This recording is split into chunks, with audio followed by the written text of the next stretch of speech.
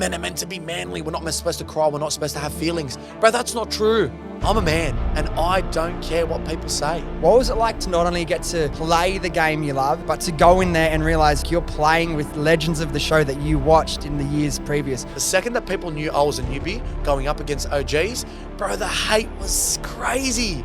Who are you? Get off the show. Then it just kicked off racism. My mum taught me, if there's ever something on your mind or on your heart, just throw it at the water and let the waves come and grab it and take it.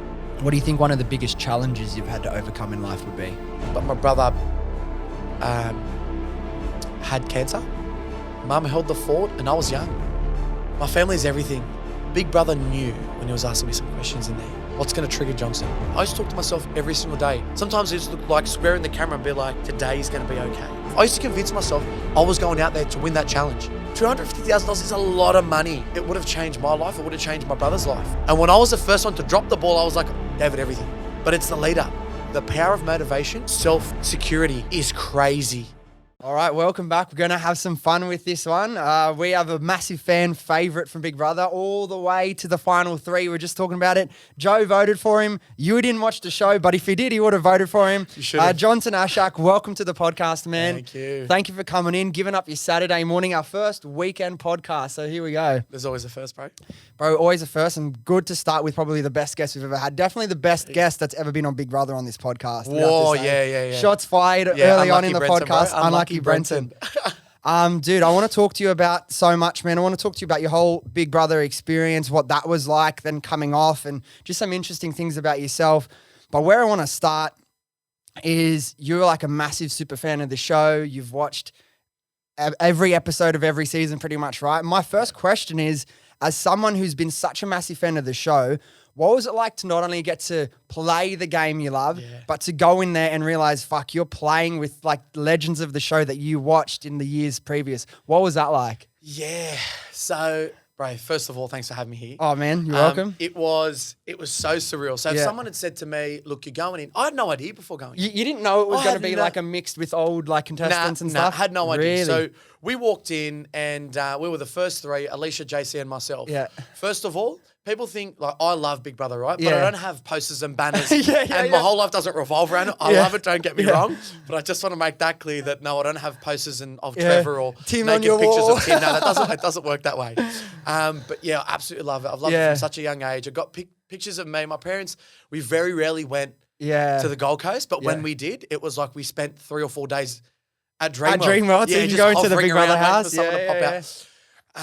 That first eviction on day 2 or 3, it was Mel from Melbourne, Alicia from God knows, and Lulu from Brazil. And it was just surreal. Sonia stopped the eviction and she goes to some people want to say hey, and boom, Estelle, Dave, Tim, and Reggie. And I was like, damn. You're throwing at this point. I'm going, this is sick. And then I go, oh, shit. Yeah, this is a game. Yeah.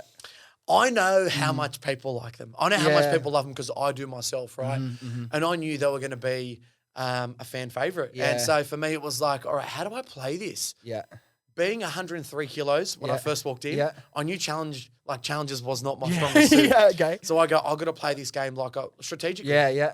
I've got the gift of the gab and I've got incredible relationship skills. So I was like, I've got to work this to my advantage. So it just started being me and being me. And I loved it. It was really weird to see them because they got older. Like in my head, I was like, they're going to stay the same. And then I saw Tim. I was like, Jesus. I was like, Reg, you'll come a long way. Yeah.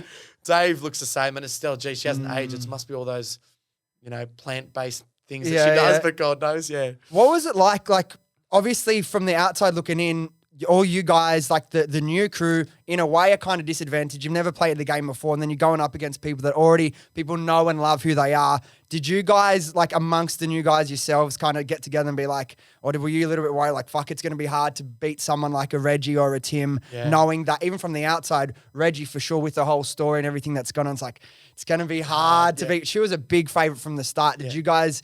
Were you aware of that and you like thought, fuck, what are we going to do to beat these guys? Yes, absolutely, man. Like, man.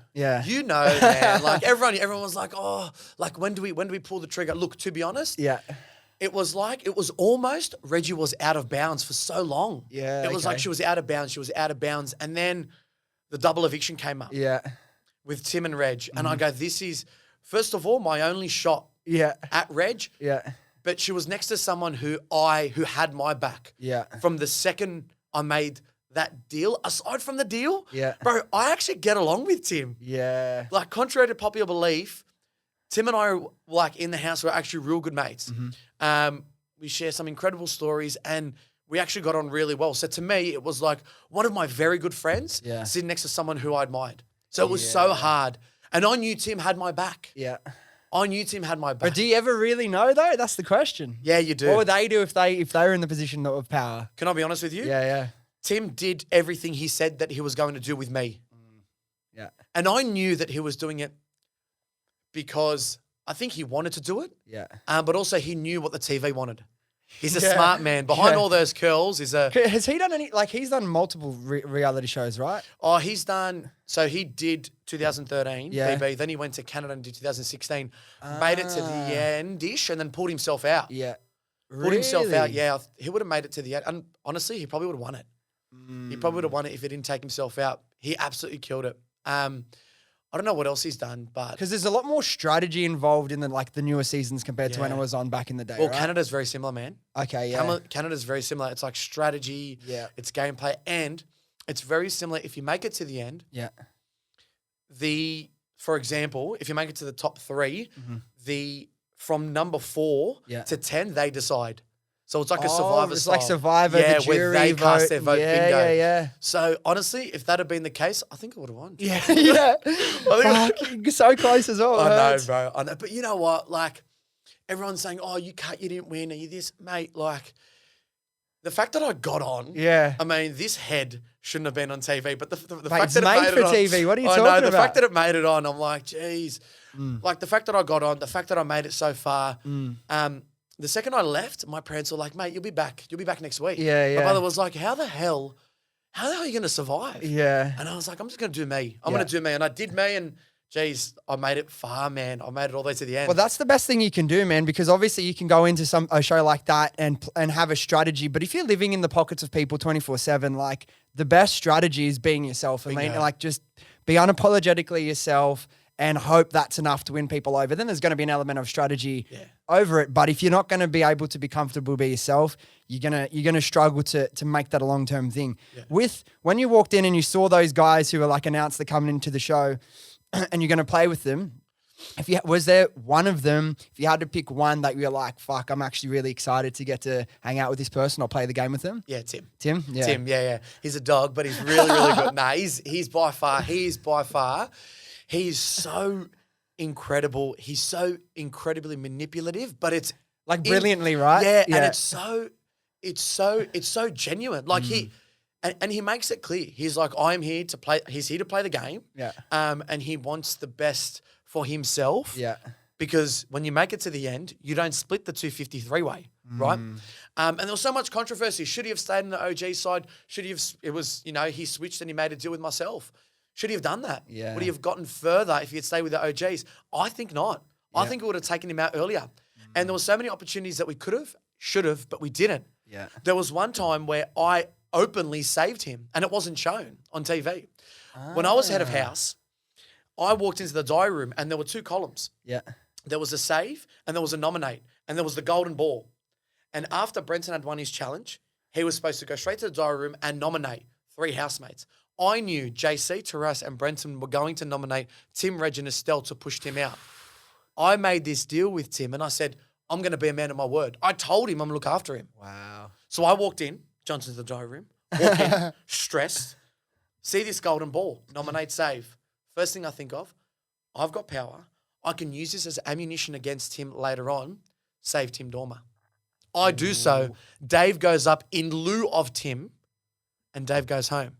Ooh. So when Tim goes to save me, when I'm standing next to Estelle and Gabby, there is some precedence behind this. There's something behind it. Yeah. And so it's not out of the blue.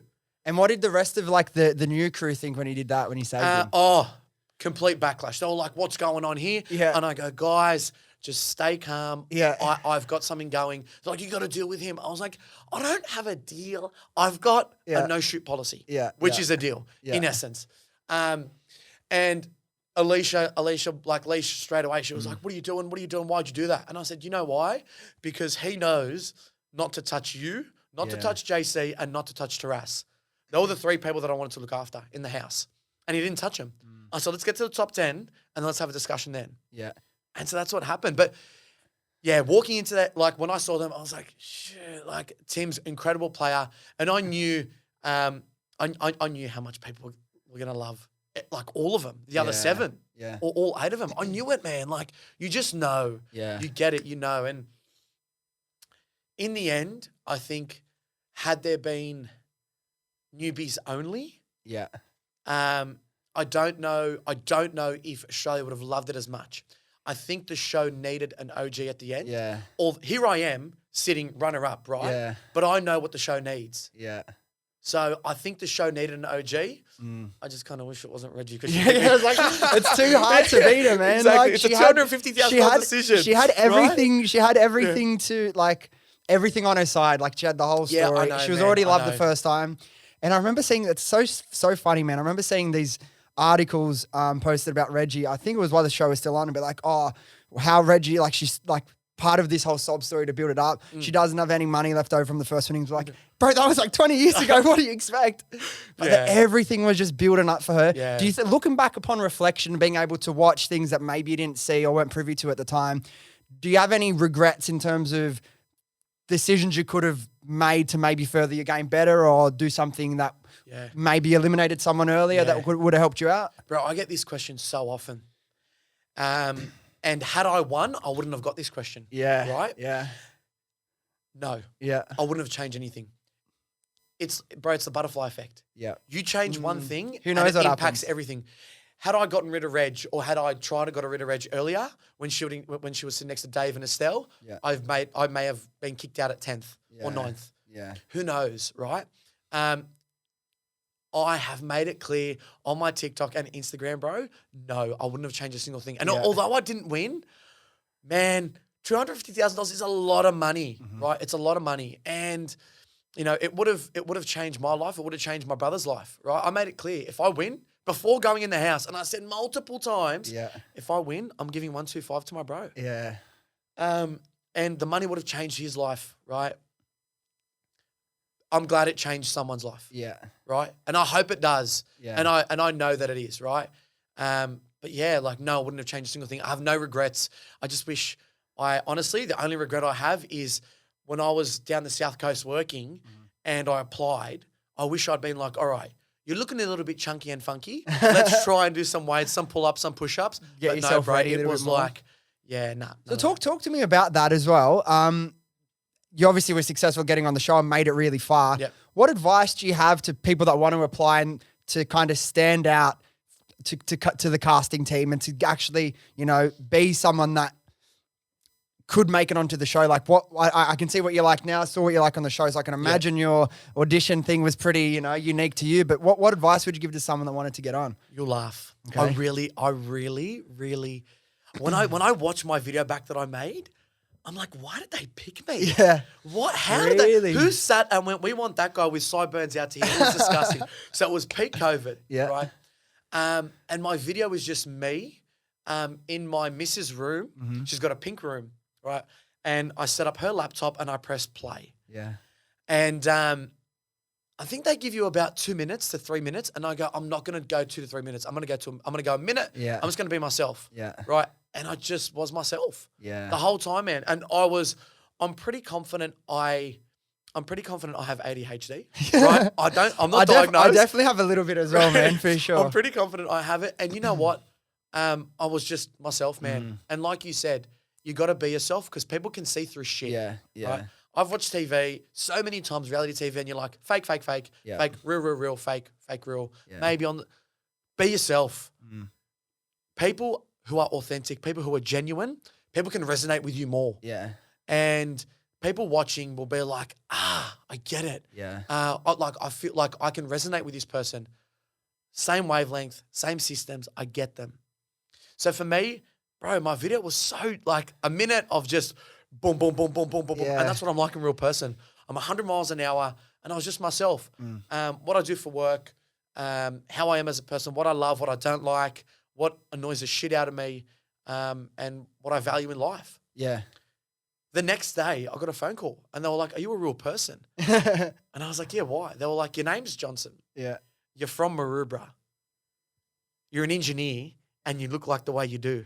And I was like, "Well, there's only one way to find out." Yeah. And they were like, "Cool, let's do this." Did you have to go meet him in Queensland or Nah, Sydney or so- anything? Oh, so- it's peak COVID as well, right? because it was peak COVID. It was so rigid. Yeah, And yeah. it was like this interview, that interview, this interview, that interview. They pretty much want to make sure you're not a serial killer. Yeah. And It's important, you know? Yeah, well, you don't want to be in a house with It's 20 plenty other of cameras though for evidence. Exactly. So, look, I would have gone. I'm so glad I was genuine. Yeah. And my advice to people who are going on this next season, or who are going to apply for this next season, just be yourself. Be yourself. Don't try and be anyone else. Don't try and do things that you wouldn't do outside of life. I think I pretty much have like OCD. Yeah. I have ADHD, and I just showed it. I was like, look, this is me. I'm really regimented. I'm really structured. I'll say things the way they are, and I love people, and I love making people happy. Yeah. So you've got a sign up here that says "Love is the answer," and I think that is so important. We'll get into a little bit about the show a little bit later on, but mate, the second that people knew I was a newbie going up against OGs, bro, the hate was crazy. Really? It came in tons, mate. Wow. Mate, my Instagram was blowing up with just hate.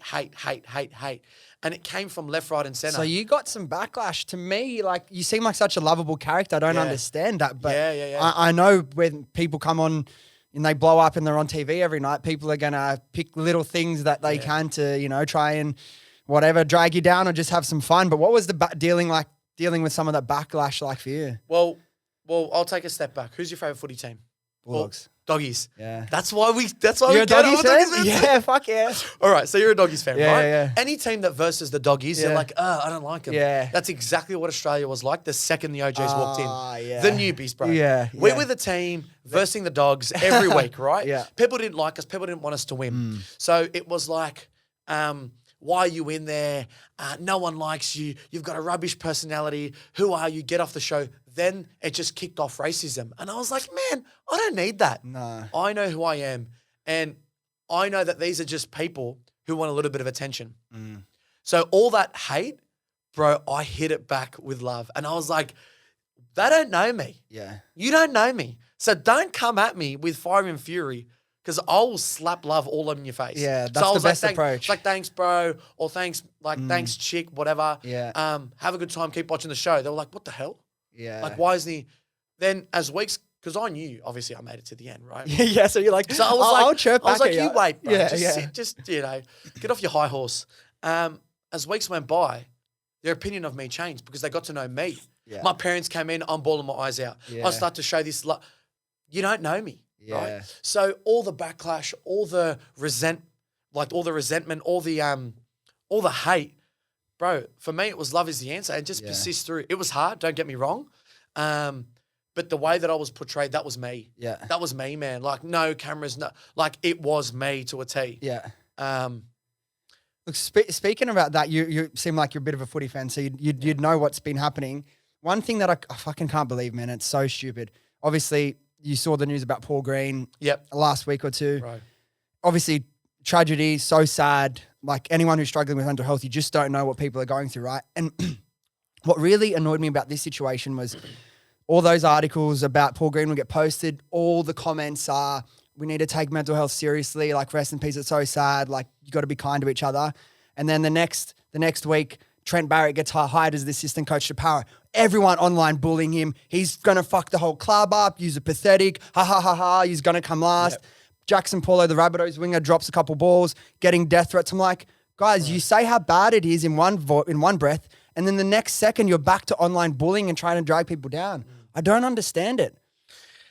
Consistency, bro. Yeah. There is no consistency. And I love the fact that you brought up mental health. Bro, I can't tell you how important mental health is to me. It's actually It's one of my it's one of the 3 pillars that I live by, right? Yeah. I've got 3 pretty big pillars coming out of the show that I want to like touch on. Yeah. And one of them is mental health. And Okay. one of them is just getting real, being real with yourself. And I'm so glad, bro, you brought it up. Yeah. Because I know what it can do and how divisive it can be. Be consistent. If you want to talk about Paul Green, be consistent about being empathetic, about understanding people's potential situation. You don't know. You pick up the phone, speak to someone who you haven't. If you're driving down the road and you see someone on the side, smile, say hello. It could change someone's life. My thing coming out of the show was, if I wasn't an engineer, bro, I probably would have done teaching. Oh yeah. Yeah. So I probably would have gone into teaching because I love giving back. I love watching someone's face being like, oh, I get it, right? Yeah. My thing is now I want to develop, or I am in the process of coming up with a seminar, a presentation with a couple of mobs to talk about mental health for adolescents and for men. We don't talk about mental health often enough. We talk about it, but I work in construction. And the second someone talks about it or discusses it, it is... it's okay. There's an unconscious maybe thought, or there's an unconscious look towards someone who discusses it, because that's how we're trained. That's how we're built. Men are meant to be manly. We're not supposed to cry. We're not supposed to have feelings, bro. That's not true. Yeah. Turn on the TV, switch on Channel 7, and watch how many times I cried on Big Brother. I'm a man, and I don't care what people say. I'm all about emotions. Talking about your emotions, bring mental health to the forefront and make it consistent. If we want to be consistent about Paul Green, whoever's dropping the ball on the sideline on Friday at 7:30, on Channel 9 with the doggies or whatever it might be, who cares? It's a game. People have feelings. People bleed red. Yeah. We're all humans. There's an expectation, and people's expectation is not real. Get real is my thing. If you wanna be consistent, RIP, right? It's sad. Let's be consistent in NRL, in EPL, in NFL, in like women's league for rugby league. One of my mates I was just chatting to in the line at the barber, he was like, my missus struggles to come to terms with the fact that, some of the women that start in NRL now start at 10K. NRL just bumped the male salary up to $124,000, between $100,000 and $124,000 as a minimum per year. Let's get real. Let's chat about it. Yeah. I had no idea. I was like, yeah, sweet. That's cool. That's cool. I was like, what does she work? He's like, yeah, she works, man. She has to work. She can't afford to be on $10,000 a year and play. Nah. So let's get real. If we really want women's league to be up there, let's get real. Let's push it. If we want to bring more teams, 4 new clubs next year, right? Let's get real. Let's talk about it. Bring it to the forefront. I had no idea they earned $10,000 a year. I thought they were full-time workers. I thought they were full-time NRL players. I had no idea. That's why their season's so short, because they can't afford to do that long term. Hopefully there's more money coming into the game and it will change. To that mental health point, the people, whether they're messaging you because they saw you as the enemy, or it's one of these coaches that aren't having the best performance. Think about this. If you're someone who gets a kick out of sending someone some sick or condescending message on Instagram, okay, you get a kick out of that. What if they are struggling? And what if you've just sent someone that message and the next week it's now this person committed suicide and you were one of the people in their DMs kicking them while they were down? How are you going to feel about it then? Like, you might get that initial kick, but really think about what your words can have consequences to people that can be fatal, that can be critical. So think twice before you fucking do that type of stuff. 100%. And sometimes it's the analogy of the straw that broke the camel's back. Yeah. You don't want to be that straw, nor do you want to be the first, second, third, fourth. Exactly. Doesn't matter what number you are in the sequence. Shut up. Yeah. Right? Just shut up. Like, people have an expectation of each other. Sometimes when you go to work, I'm a big personality. I'm myself. I'm loud. I walk into work. Good morning. Good morning. Good morning. Yeah. How you going? Banter. But my work's very professional, right? If I walk in and I don't say good morning to maybe 1 or 2 people, it's like, what the hell? What's wrong with Johnson today?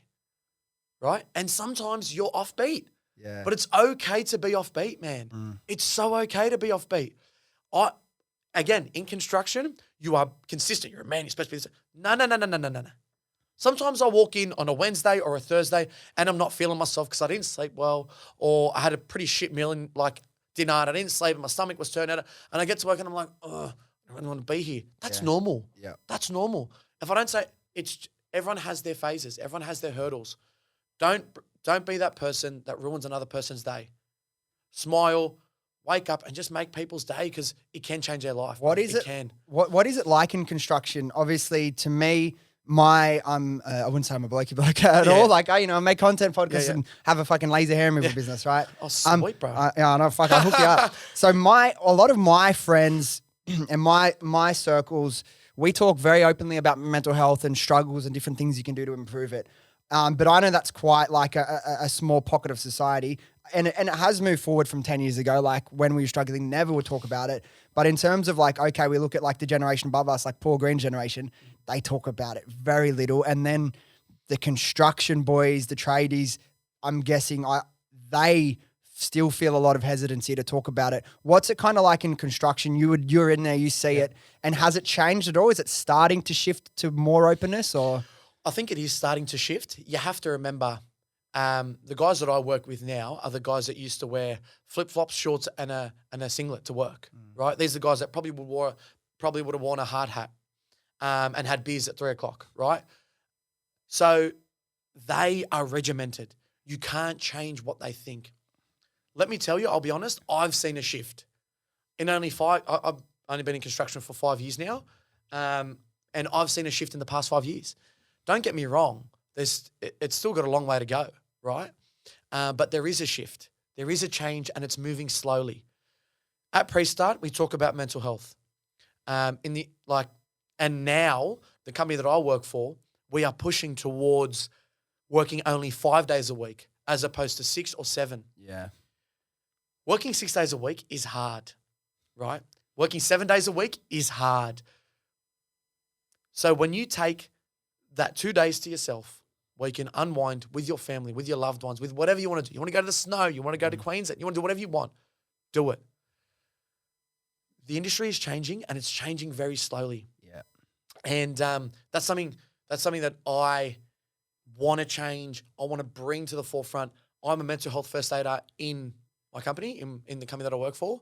I've done a mental health first aid course and mate, let me tell you, your eyes definitely are wider, and you pick up on a lot more things than what you wouldn't have seen beforehand. Working down the South Coast for about 1.5 years, 2 years, smack bang COVID. People can't come back up to Sydney. The LJs that were locked down. People couldn't see their families, their kids, their partners, what have you. The number of people who approached me to talk about their mental health was crazy. All anonymous at work. And it's my responsibility. You instantly feel responsible for these people's lives, right? Because we take pride in what we do, right? Look at this place. It looks incredible, right? You've done an incredible job in like your walls, the curtains. It looks incredible. You take pride in what you do. I take pride in what I do, whether it's my job or it's someone coming up to me for some advice. Watching that person go from, look, man, I'm really struggling and I don't know if I want to be here. Where? The South Coast? No. In life.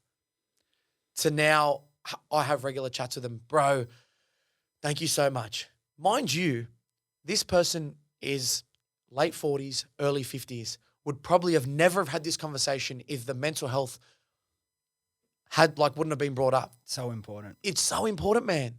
We have anonymous, phone calls that you can pick up, dial, hey, this is how I'm feeling. You don't know who it could be. So when you go to work and you're having conversations with people, just remember it could change your life. Just don't be the first straw or the last straw to break that camel's back. Yeah. Do you see the mental health journey and you continuing to explore this on top of just the engineering side being a big part of your purpose and what you want to do over the next, say, 5 to 10 years? Absolutely. Absolutely, man. I don't know what it's going to look like over the next 5 to 10 years for me. I love my job, right? I'm a civil structural engineer, go to work, build bridges. We start at 6:45 pre-start. I leave the east to get to the west at like 6 or 5:45 to get there nice and early. I don't get home till 7:30, right? It's long, it's grueling, but I love it, okay? How long I can do this for, I don't know, right? I love my job and I want to be there and I love being there. And I can see myself going further in the company, but it's like, can I run these two things concurrently? And that's what I want to achieve. I want to still be in engineering whilst running this mental health, let's get real conversation in schools, in workplaces, and just being the real person that people can talk to. During the journey of Big Brother and after, people hit me up all the time. Bro, how are you feeling after the show? How did you feel when people hit you up and were slamming you? Yeah, fine. Well, let me tell you a little bit about myself. I did a post last week or 2 weeks ago on Instagram, and it was like the construction industry. For most of you who don't know, or for those who don't know, I'm in the construction industry. It's hard, it's long, there's unrealistic expectations. And if you're in my industry or others, have a chat with me. Bro, my DMs blew up. Really? My DMs blew up, and I took time to respond to every single person, bro. There were people in the child care industry. There were teachers, there were nurses, and they're all like, man, our hours are crazy, and the responsibility is crazy, and the reward is zero.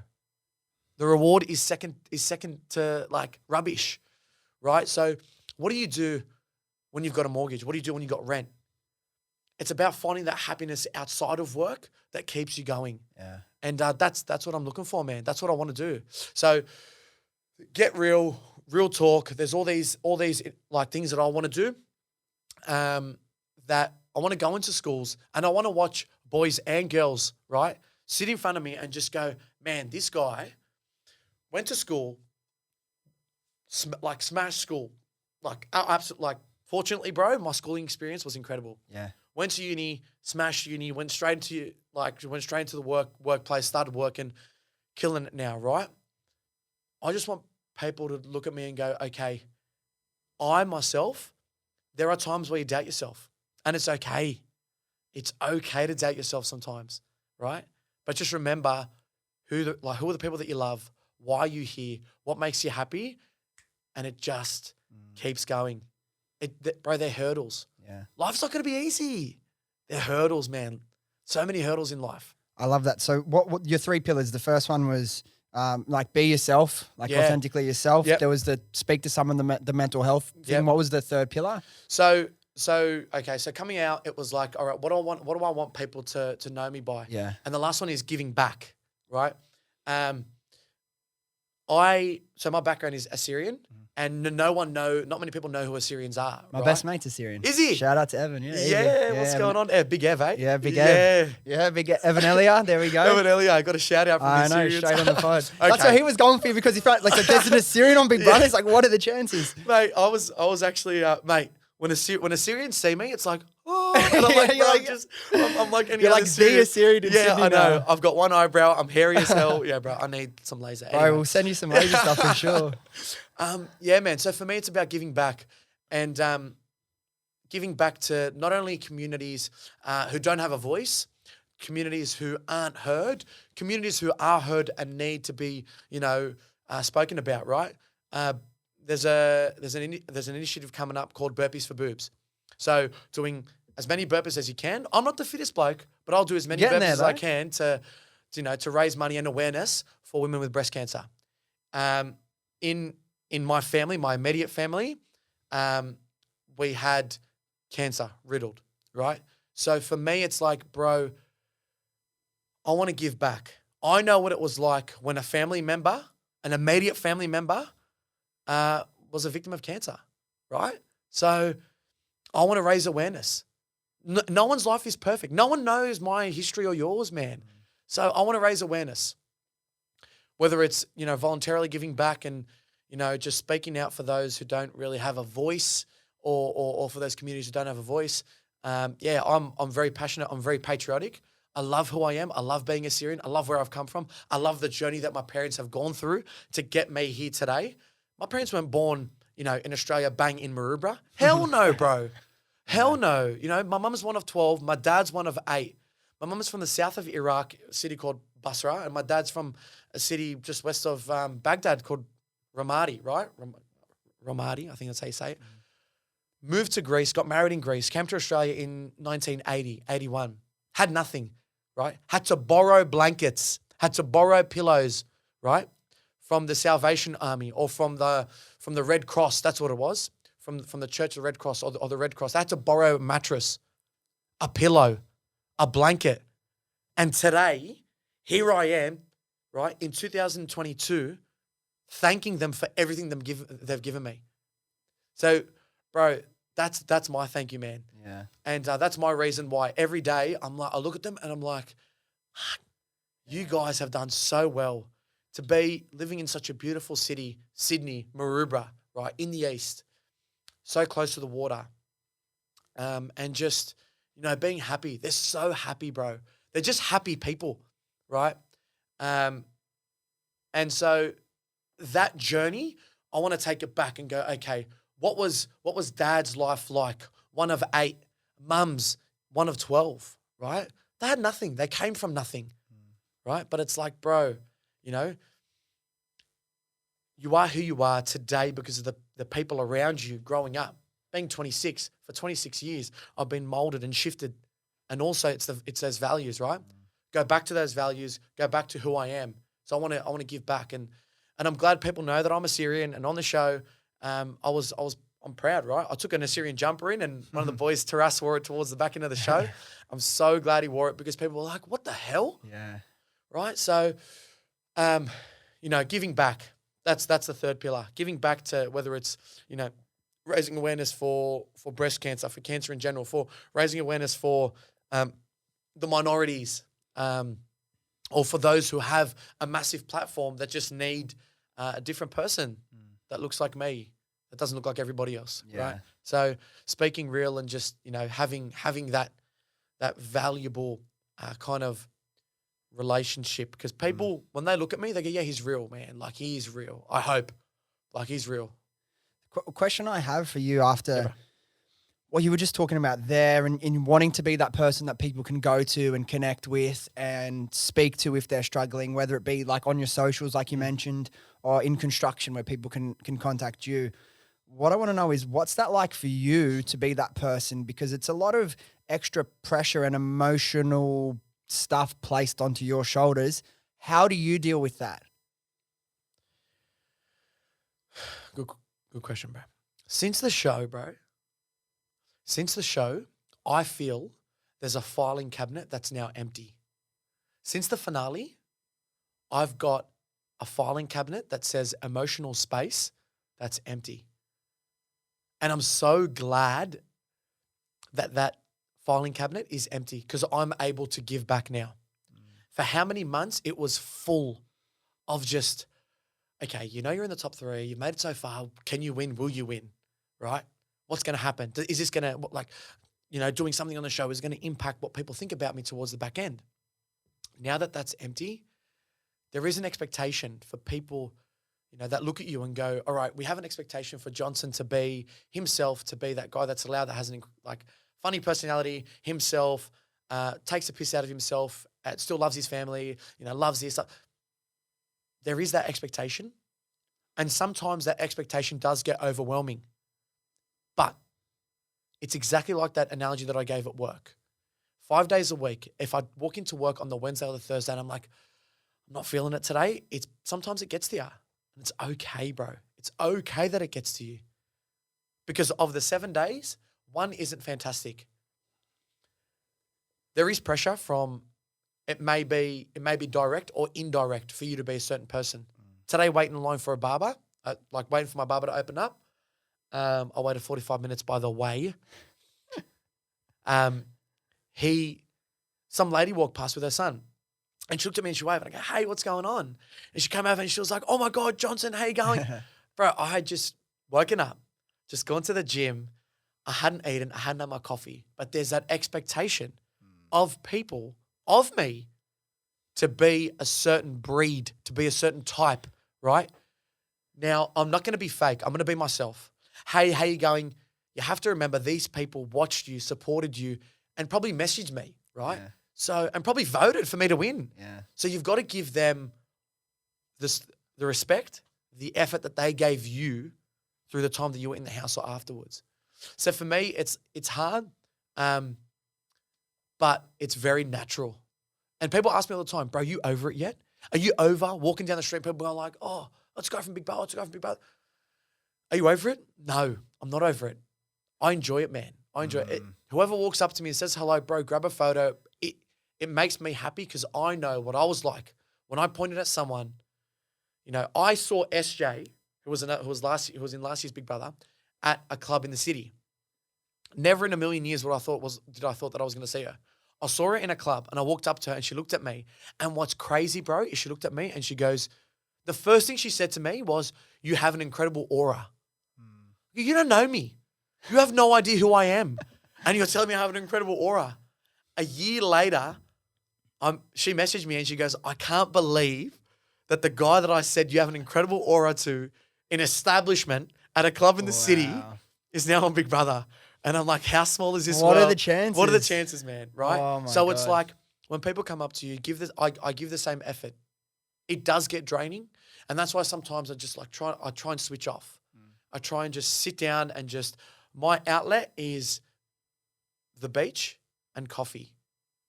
They're my two, love coffee, but the beach for me is you can just throw your thoughts and feelings out there.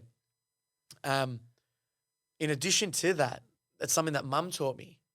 Once Mum and I were walking down the beach. Mum doesn't really do stuff. She works, she comes home, very regimented, right? And love taking her out to the beach. And one thing she said to me was, Johnson, when we sat and we're looking opposite the beach, and she goes, Johnson, my mum taught me that if you're ever thinking about something that's if there's ever something on your mind or on your heart, just throw it at the water and let the waves come and grab it and take it. And since then, I'm like, I get it. For me, that's just been my outlet. If I'm feeling a certain way, if I'm thinking a certain way, go to the beach, throw it out there, and the waves will take it. So, there's so many small things in life that I'm like, I appreciate, I love. And it does get overwhelming sometimes. So if you're pretty level-headed like myself, I'm fortunate, and it is pretty easy. But at times it can get a lot. You said mental health is something that's core to who you are and something you believe in, right? I imagine at times it can be quite hard, being locked in a house with a bunch of people for long periods of time. What did you do to look after yourself mentally, look after your mental health and keep yourself sane while you're in the house? Was there any habits you had to do or anything you had to do to center yourself and not kind of lose your mind in that very unnatural environment? Yeah, absolutely, man. So probably a couple things. I used to pray.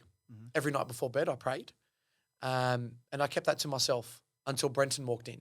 Yeah. And so for me, I used to just pray to myself and just be like, God, hey, I'm in this house with all these crazy people. Just help me. Just don't help me. Just be by my side, whatever I'm going through. Yeah.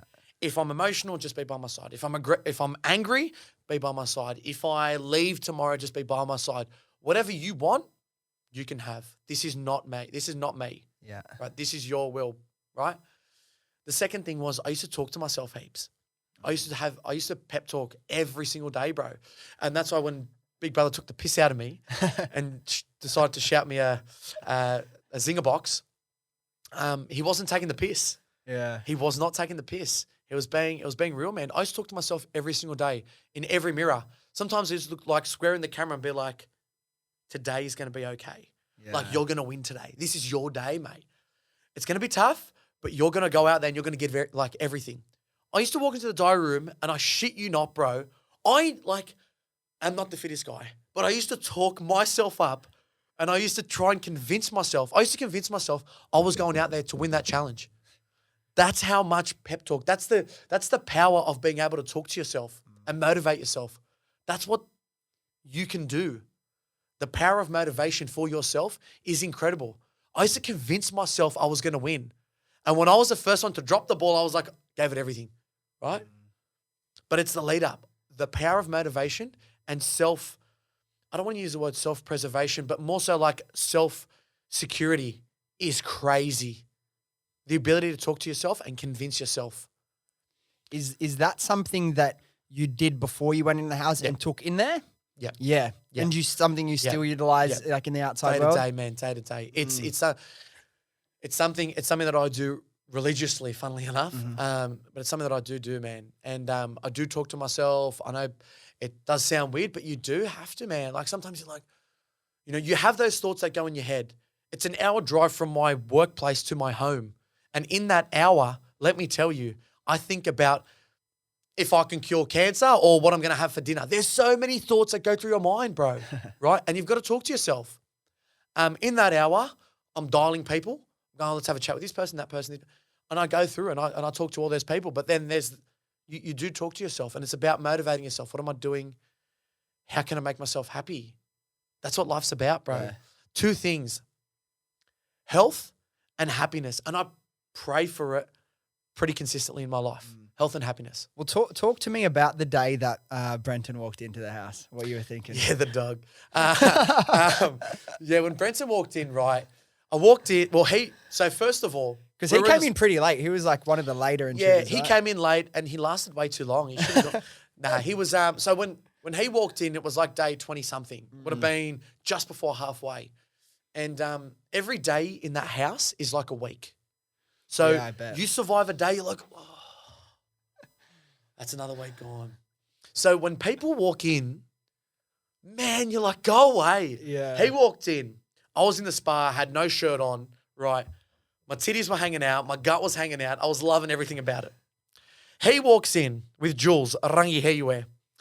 And he walks in and he's tall, he's dark, he's handsome. And I'm going, of course, you bring someone else that can beat me in a challenge. He probably can play this game really well. He's tall, dark, and exactly like, bro, I walked in to the diary room and I was like, big brother, what have you done? You've sent someone in, tall, dark, and handsome. Jules had, her arms were the size of my quads, bro. I was like, I can't beat these people, right? Then I walked out and I had a conversation with Brenton and I was like, righto, you're tall, dark, and handsome, but leave the talking to me, bro. and he was like, and we just clicked, bro. Yeah. I saw the cross on the back of his neck, on his ear, I think it is, just behind his ear. And I was like, cool, man of faith. Yeah. He's gonna have some pretty cool values, right? Whether he's a man of faith or a man without faith, that was the first thing that was drawn to me, right? So I was like, let's have a conversation with him. We're walking down the hallway, and he looks at me and he goes, bro, who are the good guys and who are the bad guys? Who do I need to side with? And I looked at him and I go, all right, there's two ways I can answer this question, right? I can give him what I think, or I can let him think for himself without prejudice. So I go, bro, I'm not going to tell you anything. You've got 24, 48 hours, whatever, however long you're here without being eliminated, to work out who's going to be your team effectively and who you vibe with the most. And he goes, bro, you sure? And I said, yeah, man. I said, you'll get it. You'll get it. You'll pick up on it. 24 hours later, he comes up to me and he goes, bro, I get it. And I was like, what do you mean? He's like, you're my number one. And I was like, why? And he's like, bro, you just get me and I get you. And I was like, boom, straight away. Bro, that was, for me, that to me was like, I can inflict or put pressure on this guy to feel and think a certain way. But I go, no. For once in the game, I'm not going to be manipulative. Yeah. I'm going to let this guy think for himself. And he did. And I think that's why Brenton and my relationship in the house, as well as outside the house now, is so genuine, because we're both genuine. We're both, the relationship that we developed wasn't one that was fake or that relied on strategy. Yes, we played the game together, but it was one that was developed off trust and relationship. You know, the guy was, when he walked in, we used to pray every night. We used to go in, we used to pray every night.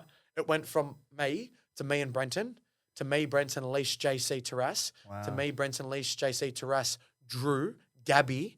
At one night, we ended up having a prayer circle of about 9 people. Wow. So it went from 1 to 2 to 9. And whether that's what got us through the night or people wanted to touch into that faith aspect in their life. Was that a start? Maybe. Was it something that they just joined in because they felt included? Maybe. And whatever it was, I'm glad we did it. Because sure as hell, bro, we enjoyed the experience. Right? Yeah, it helped me get through it at least. Speaking of your relationship with Brenton, talk to me about your shaving routine. Is this a laser ad for you? No. It's inside the house shaving. Yeah, bro. routine. Look, man. I'm a hairy guy. Yeah. I shave, I laser, I do everything I can to remove the hair off my arms, the hair off my chest, the hair off my back. I'm a hairy guy from here down, right? So for me, I needed someone to do my hair, bro. JC picked up the clipper, and that guy does not know how to move a clipper. I'm sorry, bro, but he didn't know how to. Brenton came in, and he had a mad fade, and the first thing I said to him was, bro, that's a sick fade. And 25 days in the house, bro, I get a haircut religiously every 7 days. Yeah. So for me, when I see a fade that's got a sick fade, sideburns are looking a peaking, man, I knew this guy was going to be able to cut my hair. Look, I shaved his hair, I shaved his back, I shaved his ass. We just did everything. No, bro. Like, yeah, I trimmed his beard. Look, I picked up a clipper and I was like, bro, let me try.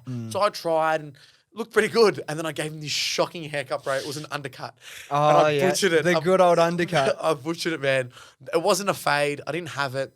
But yeah, bro, he shaved my, I shaved his head and he shaved my ass. So. It was good Yeah, trade-off. It was sick. You said something before as well that I want to ask you about, or I may have been tipped off to ask you about. You have to figure it out for yourself. But you said you have a little bit of OCD. Yeah, bro. One thing, let's unpack that. But one thing I want to know about is tell me about some of your rituals, like the direction you put your shoes in when you come in. Yep. So, I have little tendencies that are, for example, my other one is when I eat. Before I eat, everything, like when I sit down and I'm like, okay, let's eat, I have to put, like the drink always has to be on the right-hand side and the chips have to be on the left. If I'm eating a burger, the sauce has to be next. Like it's particular things. My shoes in a certain direction. If I go in my room and I've got a little chargy thing for my iPod thing, if it's not, there's a couple things that tick me off, right?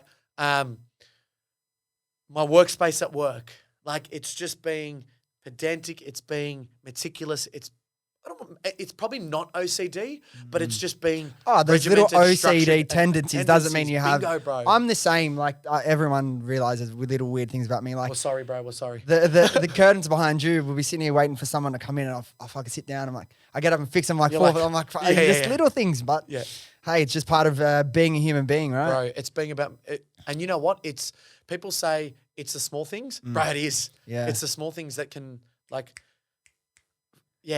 The food one really gets to me.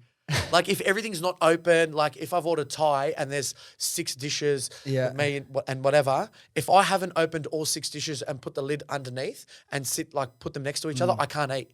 Or I get really agitated and I'm like, I can't eat. Yeah. Yeah, I'm weird. So speaking back to the relationships in the house, I've got a couple questions for you.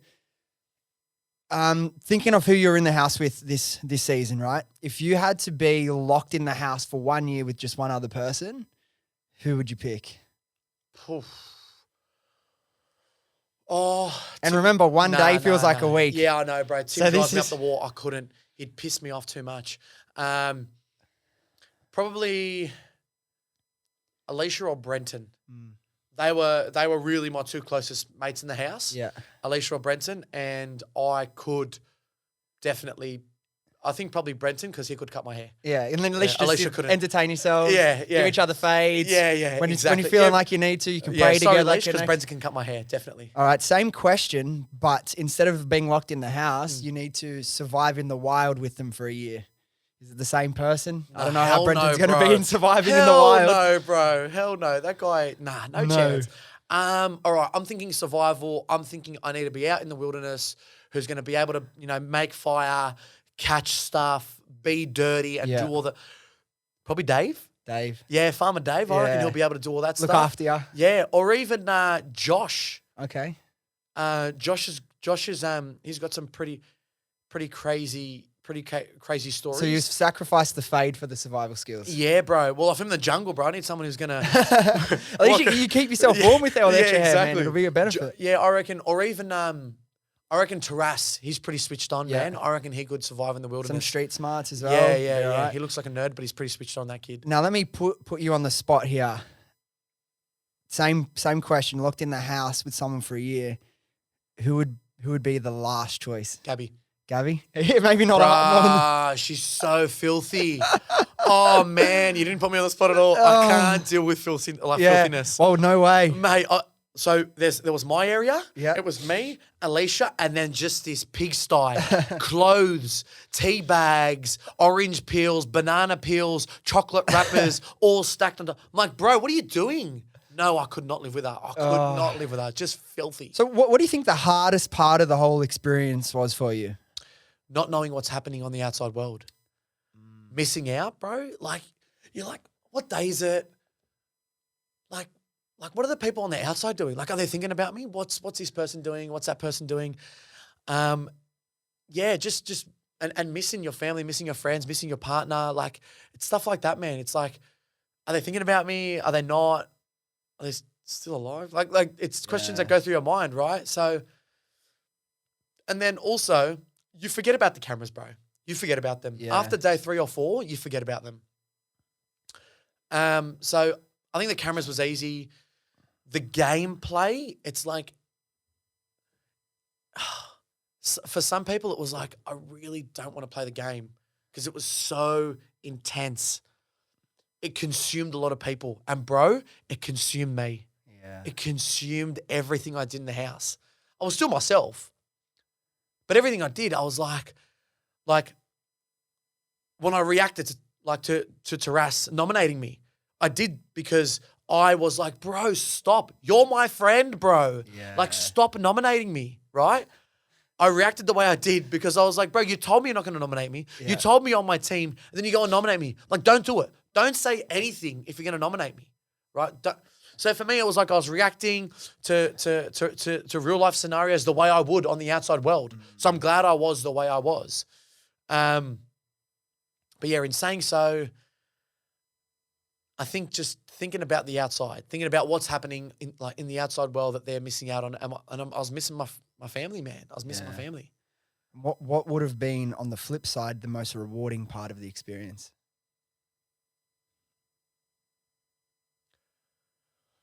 Ooh, rewarding. I'm not a patient person at all. And I think I learned to be a little bit more patient.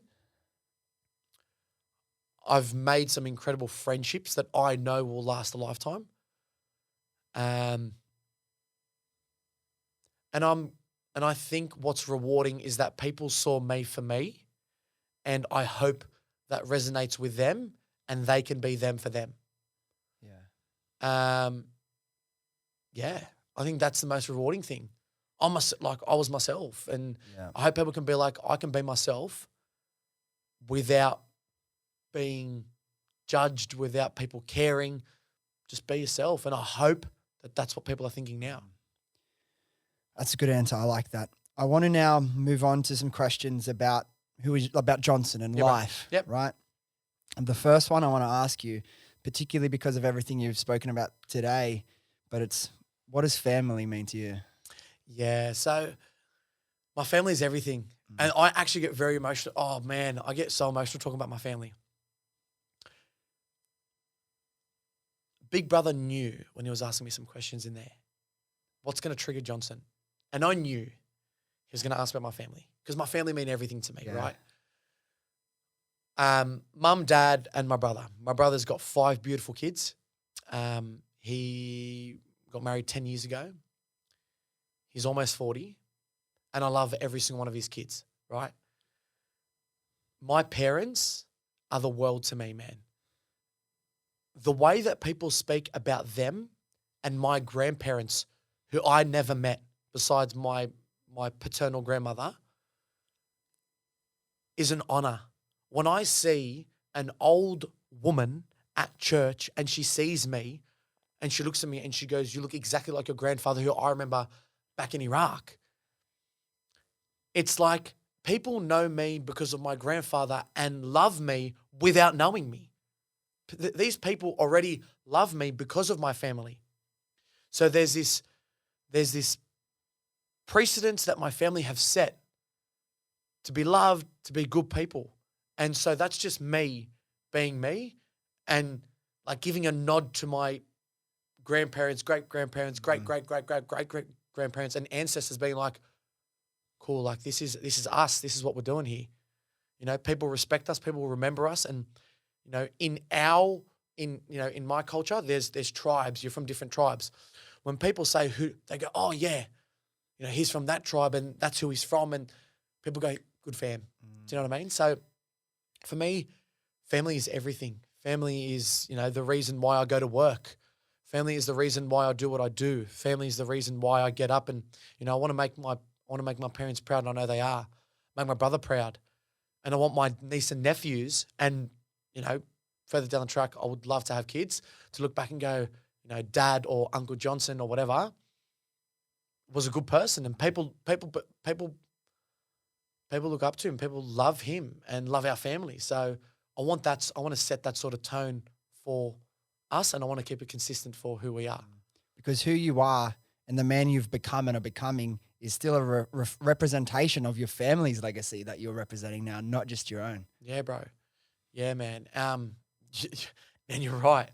You're right. And like I refer back to like when old ladies come and grab my cheeks and they're like, oh, you know, you're exactly right. From like my family's representation, people know who my grandparents were.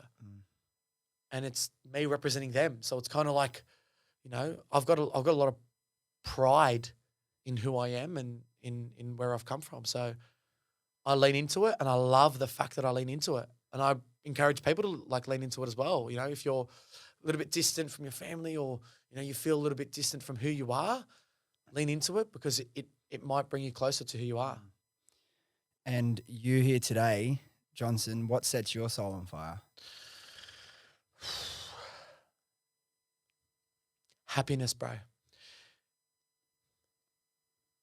What sets my soul on fire is happiness, and pure happiness, pure joy.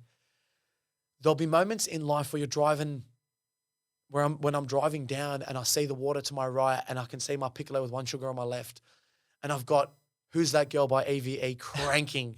And I'm like, bro, this is what life's about. Windows down, air flowing, and I'm just like, this is incredible. That's what sets my soul on fire. But also, there's this adrenaline and this dopamine rush that I get when I achieve something at work. I'm a very competitive person, and I know I'm good at what I do without blowing my own trumpet, bro. I know I'm good at what I do. When I do something, there's this dopamine rush.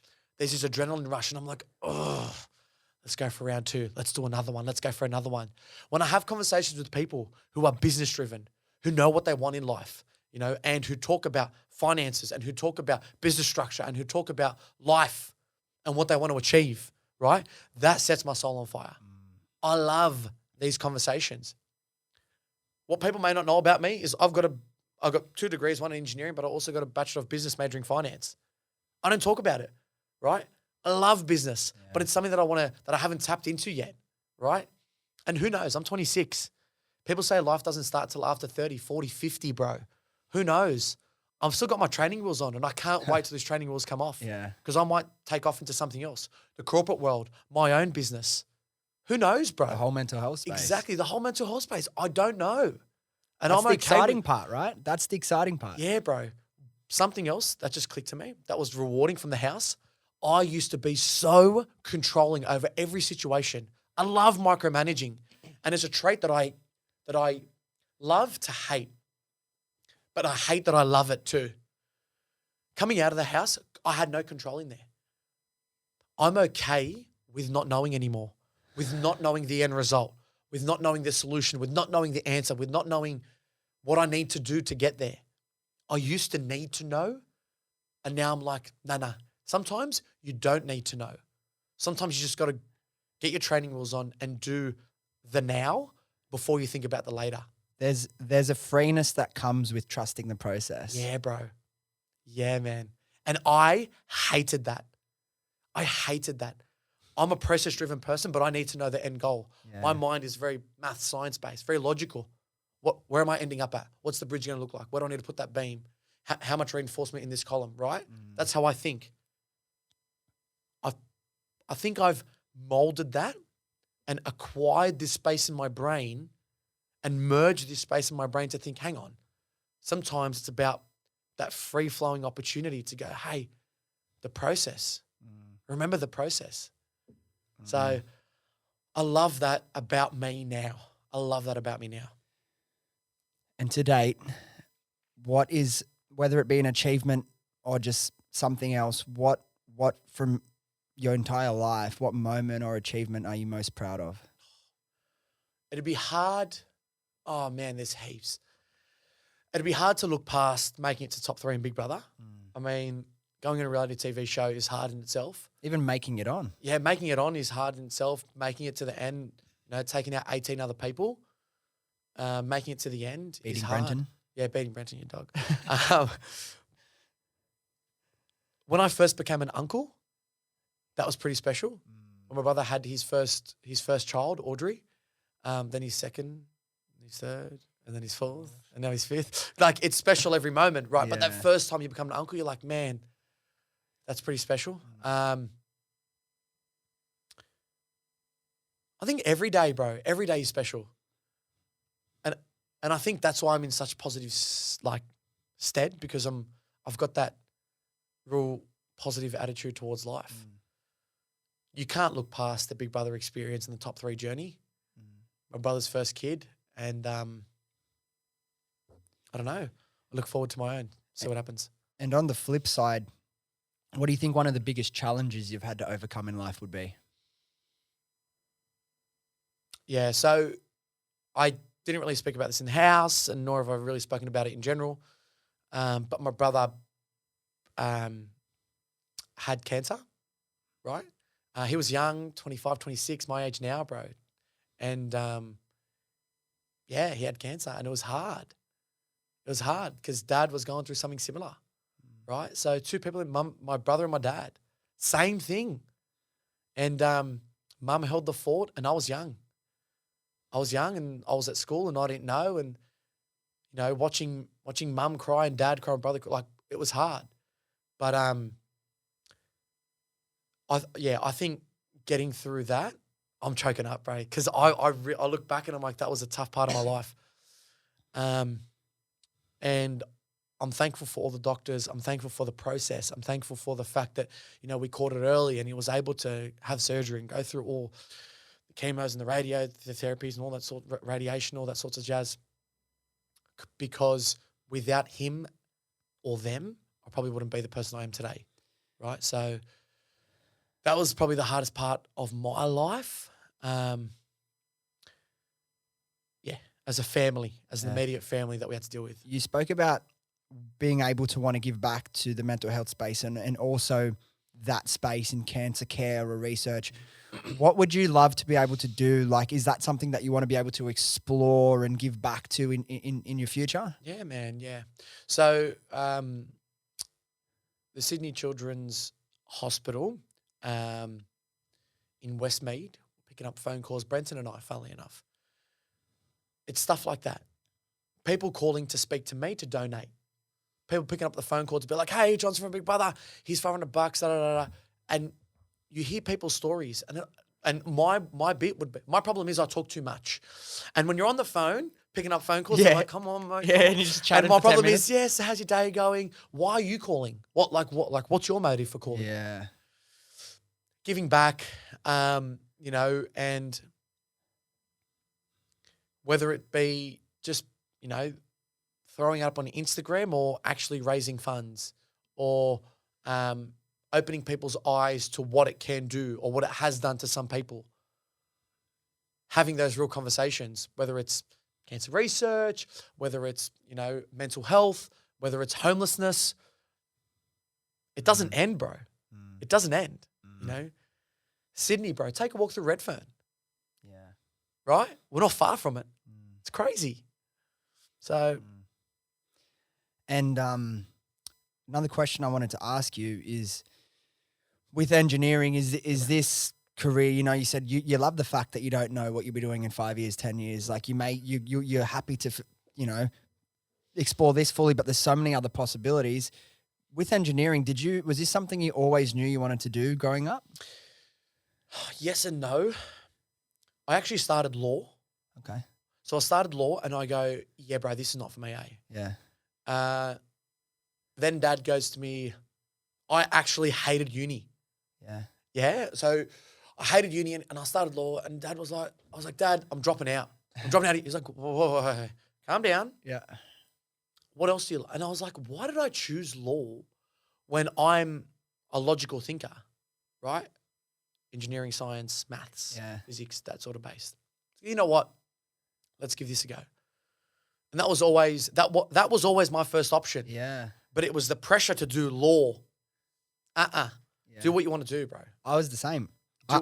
I did law at uni. Yeah. And then I realized I fucking hated it. Bro, shit, hey. Yeah, man. But I always thought I wanted to be a lawyer, but I thought I wanted to be a lawyer and did want to be a lawyer because of the opposite reasons to you. I hated maths, science, physics, all that sort of stuff. Yeah. I loved arguing with people, writing, really good at writing essays. You know, I thought you fall in love with the idea of it and you realize I got to read 100 pages of contract law and I'm like, fuck it. Yeah. I did drop out. And I thought I'll go back to doing, because I was doing a double degree of law and commerce. I was going to just defer the rest of the year, come back and just do the commerce degree.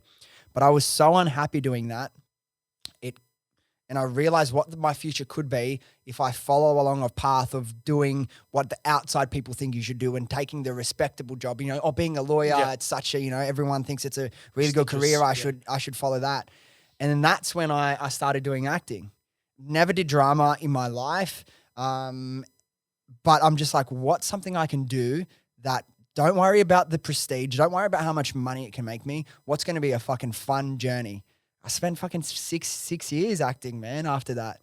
So never went back to uni. So you can make it if you don't get a uni degree. 100%. Yeah. Do you regret it? No, not at all. Nice. I would not know. I would have regretted not doing it. Yes, otherwise, you know what I mean? Yeah, That's the thing. Try things. Don't be afraid to try things because you can try things and then realize it's not for you and move on. But redirection isn't always a bad thing. It's a part of your journey. It's taking you closer to where you want to be, but it's just part of your experience. It's taking that leap, hey. It's just being like, I'm going to take this leap. Yeah. I'm going to do it. And you did it, bro. Yeah. Do you think your life would have been heaps different? So different, man. Yeah? Why? So different. Like, obviously, law's very different to what we're doing now. Yeah. Like, but I just, I'm not a very rigid person. Freedom is extremely important to me. Freedom to live on my own terms and do what I want as much as I can. And like, I've always been a really hard worker and been able to achieve really great things. But one thing that I've never been able to do is I can't force myself to be interested in something I'm not. And if I'm not interested in something, I'm telling you, man, I'm going to be hopeless at it. Yeah. I'm going to be hopeless at it. If I'm being forced to do something against my will, well, now I'm in a position of life, I'm just not going to do it. Yeah. But previously in roles in corporate and in school and stuff, when I had to do it, I just did not get my best out. I don't see how it would have ever happened, man. Yeah. I would have rathered just fucking work in a gym as a PT and have fun. Rather than being in a corporate job or law that I hated. Yeah. Couldn't have done it. I couldn't even see myself doing it now. Yeah. Yeah, bro. There's so many, like, again, butterfly effect. If you had what would have happened. Exactly. Right. And you don't know. You don't know. Like there's sometimes you go, do I just want to give maybe not this up because you're first of all, you're bloody good at it and you enjoy it, right? Love it. But sometimes you're like, shit, like, what else is there? What can I do? Yeah. Like, bro, the opportunities in this country are endless, bro. So much. They're endless. And it's almost a little bit distracting. Very. Because there's so many opportunities. Sometimes you just want to be like, no, put your blinkers on, stay in lane 24 and just simmer. Just do what you need. Yeah. When you take those blinkers off, bro, and you look, you're like, shit. Yep. There's so much that I could do. But I'm very much torn between both. I currently have about 4 or 5 different projects I'm involved in, and I love that. But also at the same time, I can't wait. And over the next few years, things will start to simplify in terms of my life and what I've got on. I do love being able to express myself in all these different ways and be involved in all these different projects. But there's this energetic pull, and the traction and momentum you build when you do have the blinkers on and you're focusing on one main thing is so powerful. Yeah. So I do love the idea of being able to do that. And if it was going to be one thing, it would be this. It would be podcast, but I have multiple podcasts, different types of guests. Yeah. One thing as well that I've really realized over the last probably, since the Olympics. Do you remember the Olympics was on last year, peak COVID, we're all in lockdown, working from home. And something I realized is like, I don't know why I drifted away from it since I got into business and stuff. I used to look at sport was a waste of time, but I realized I fucking love sport, man. I appreciate it. And I was watching the Olympics, which was on in the middle of the day because it was in wherever it was, and I wouldn't be working. And I would feel a little bit guilty that I'm in the middle of a work day. I'm this hardworking person. That's what I do. I have a business, blah, blah, blah. And I'm watching sport in the day. And then I realized something that made me happier as a person. It's like, I realized, okay, what if I'm not going to watch the Olympics now, which is on once every 4 years, that Australia is swimming for these medals, whatever. I'm this is excited. I'm fucking so passionate about it. I can give this up for what? I can sacrifice doing something I really love doing right now and put in the work. So one day I can be in a position where I can do the things I want to do. But if it's something I would want to do with my time, if I had all the money in the world, why would I sacrifice it now to maybe get in a position to do it in the future? Yeah, bro. And it's about it's about the decisions you make today, choice, Yeah. right? So we do what we do today to give ourselves choice later on in life, or make ourselves happy later on. And so you made that decision because you wanted to have choice. Yeah. You wanted to have freedom back then when you go, no, I'm not doing this degree anymore, right? You made that decision. That was a choice that you made to have more choice, freedom, and real happiness, joy, right? What sets your soul on fire is this, bro. Yeah. These conversations explain talking about what makes people tick, purpose, like passions, you know, the process, how you get through certain challenges, what's been the best day of your life, what's been the worst day of your life, how did you navigate that on a personal level, on a mental health level, all that sort of stuff. Yeah, bro. I love how passionate you are about what you do, and about how passionate you are about speaking freely and openly about business, about freedom, about choice and happiness and life, money and love, right? So yeah, exactly. I love that. I love listening to another guy. Yeah. Sorry. Yeah. Well, so do I. He's a Dean Graziosi. Yeah. Yeah. And he talks about push and pull, right? I'm a massive podcast fan, right? Push and pull. He talks about people that you pull, that you attract, that a battery charges. Then there's people that you push away, right? Battery drainers, the people that suck the energy out of you in life. And so it's about finding the people that are going to charge your battery and be next to you and by your side when you're making decisions like you have, and sticking to those people and doing more of those things and enjoying those parts of your life and pushing away, right, those battery drainers in your life. It's hard, bro. There's people in your life, I guarantee ya, that you would have been like, bro, they're draining the hell out of me.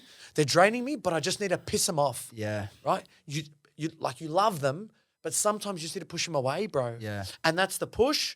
That's the pull, bringing in those people who are battery chargers and pushing away those battery drainers, man. And it's find that balance of the push-pull. Yeah. Probably my favorite podcast, Stephen Bartlett, Diary of a CEO. Yeah.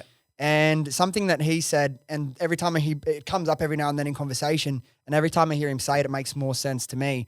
And essentially he was saying like the whole point of life is, the purpose is like going after meaningful goals surrounded by the people I love. Like going after like a meaningful fucking achievement. Yeah. So you have those big goals, but surrounding yourself with the people that you're going to enjoy the process with. It's really that simple, man. Like when you boil it all down, it's really that simple. We can overcomplicate it at times, you know what I mean? And that's when you get all that head noise in. But if you can strip it down to, okay, what are some key things I want to achieve in my life? And who do I value? What relationships do I value? How can I surround myself with people that make me feel good and want to come along on my journey with me, and we can support each other in our goals and not be dragging each other down, or when someone's having a level of success, having that jealousy or envy towards them. Yeah, bro. Bang on. And it's, just surrounding yourself by good people, bro. I couldn't have said it any All better. right, we got to start wrapping up. We've been on for an hour 20. I do have a bunch of other questions. I know. Bro, what's going on around here? I want to get through some fun questions at the end. Rapid fire, hit me. First random question. Yeah, bro. If I had a time machine. Yep. And I could say, Johnson, you can go back to any moment in the past or forward to any moment in the future. What moment would you go to and why? What moment? Yep, in time. It'd be pretty stock standard of me to give you. I'd go back to, like back to the finale, I wouldn't go back to that. I'd actually go back as you get older, right? You cherish those years back at school, da da da. So would it be year 10 or would it be when I have my first kid? Yeah. I can't wait to be a father, right? Yeah, and so it's whether, being a father or going back to year 10, hitting the good old high school certificate again. Just start it all over again, man. That was sick. Yeah. I'll do that one All of right. those two. What we're going to do now, it might take 5 minutes. Yep. We're going to play a game of Would You Rather. Yep, let's go. So this is Would You Rather with Johnson Ashak. All right, Let's go. first one. Yep. Would you rather have a time machine or a teleporter? Teleporter, let time do its job. Yep. All right, next one. Would you rather be able to control animals or be able to see into the future? See into the future. Nice. Would you rather go back in time to meet your ancestors or go to the future and meet your great-grandchildren? Oh, bro. I would probably choose my ancestors. Yeah. Yeah, bro, because that is where I've come from. Yeah. And right now, Assyrians don't have a country. So I would love to go and see those people who today got me to who I am. So ancestors. I would pick that as well. Yeah. And just to see where you came from, like the generations past who you've been able to know or even hear about. So interesting. And to my grandchildren who are watching this, sorry. Sorry, in the future. Well, that's it. They can watch back. Exactly. Yeah, bro. All right. This one's a little bit morbid, but a little bit scary. But would you rather know, and it's not would you want to know, I wouldn't want to know either. But if you had to know one, would you rather know the date of your death or the cause of your death? And have to live with that knowledge. The date or cause? Yeah. Can I be honest with you? I'm not scared of death. It's really weird. Yeah. And I have these conversations with all my mates and they're like, bro, you're so weird. I am not scared of death. And it's this free feeling that because I've got faith, whether it's faith, whether it's you believe in a cardboard box or you believe in what I believe in, once I'm not scared of it. So I would probably choose the cause. Yeah. Because the date doesn't matter to me. I like that. Yeah. I like that. All right, a few more to go. Would you rather go to jail for a crime you didn't commit or someone else go to jail for a crime you committed? I wouldn't survive in jail, bro. I wouldn't survive. Brendan's a big boy. Send him in there. Yeah, he's a big boy. We'll sort it out. Yeah, don't drop the soap, though. The guilt would kill me, man. Exactly. The guilt would kill me, but geez. The beach, coffee. Oh, look, I'm going to be selfish. Yeah. I'm going to be selfish, bro. Send someone else in. Sorry, bro. No, it's honest answer. It's honest answer. Send someone else. I'm going to go to jail. All right, these ones are going to start getting a little bit sillier as we go. Yeah. Would you rather have to always have a mullet haircut or a ponytail hairstyle? I can't grow either because I don't have any hair at the back of my head. But probably a ponytail because I'd love to. I'd love to grow a ponytail. All right, next one. Would you rather live a life and you could never use air conditioning or you could never use deodorant? Bro, same. Yeah. Either way, you're fine. Oh, bro, I hate smelly people. Yeah. But I hate being hot. Yeah. Okay. Bro, scent is so important to me. Bro, I hate people who smell sauce. Like, get some deodorant. It gets to me as well, man. Yeah, you need deodorant in life. You just do deodorant and then you'd have to move somewhere cold, just do this, bro. Just do this. Oh, all right. This one's a little bit fucked up. Okay. Would you rather chew your own toenails or somebody else's fingernails? I know where my feet have been. I don't know where people's hands have been, bro. They're pretty chat. Yeah. I don't know what. I'd have to go my own toenails. Yeah, I don't think I could reach them. Yeah, I got no flexibility in my hips. If I could. All right. Couple more and we're done. Sweet. Would you rather be forced to listen to the same 10 songs on repeat for the rest of your life or only watch the same 5 movies? Bro, I listen to the same 10 songs you're anyway. sweet. Yeah, bro. EVE, 50 Cent, Beyonce, Michael Jackson. That's all I listen to, You bro. just need the one playlist. It's chat. It's actually disgusting. Oh, yeah. All right. So the second last one. Would you rather drink ketchup through a straw or eat mayo with a spoon? I eat mayo with a spoon. Mate, these questions are built for you. Bro, I eat mayo with a spoon. Anyone that knows me knows that I add mayo to everything. Any type of mayo? Any type of mayo. I prefer garlic mayo, like garlic Yeah. aioli mayo. Yeah, yeah. And I add it to everything. Yeah. Everything. Yeah. People who know me since my childhood know that Johnson adds mayo to everything. Good answer. Yeah, All right. good. All right. Sauce, It's bro. not that bad, eh? These are easier than I expected. Yeah. All right. Last one, and this is probably the worst one. Would you rather have to announce every time you're going to fart or every time you fart is extremely loud? Like how loud are we talking? Like loud, Like right? if we're all sitting here working, everyone hears and looks up like, what just happened? Probably announce that I have to fart. Can I tell you why? Yeah. Because I can pull myself out, Yeah. whisper it, and walk back in and be like, "Sod boys." All right, and last one, not a would you rather, but if you had to go on, or if you got to go on another reality TV show, it wasn't Big Brother again, what do you think you'd go on? Probably Celebrity Apprentice. Oh, that'd be cool. Yeah, bro. Celebrity Apprentice.